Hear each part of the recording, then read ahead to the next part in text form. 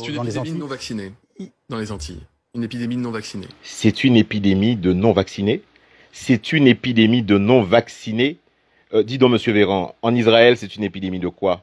À Malte, c'est une épidémie de quoi?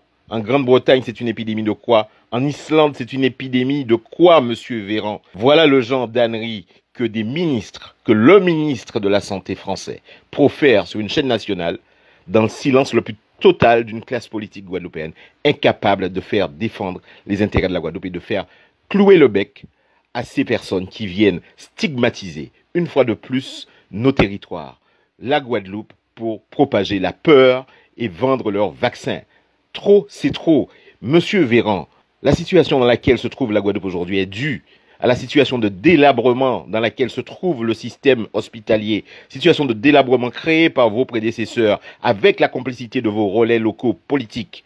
La situation dans laquelle on se trouve aujourd'hui est le manque de transparence de l'ARS, le manque de collaboration avec des services locaux pour s'assurer qu'il n'y a pas une épidémie de dengue concomitante à cette Covid, une épidémie de grippe concomitante à cette Covid, créant la panique sur l'île et faisant effectivement des morts.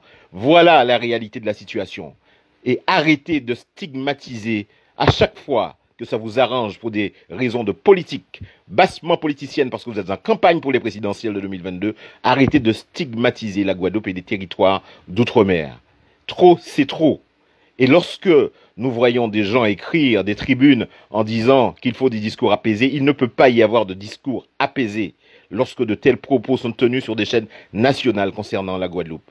Les gens qui prônent des discours apaisés devraient plus, le barreau notamment de la Guadeloupe, se pencher sur la situation des disparitions des libertés fondamentales à laquelle on assiste depuis le début de cette crise. Là, il serait beaucoup plus utile.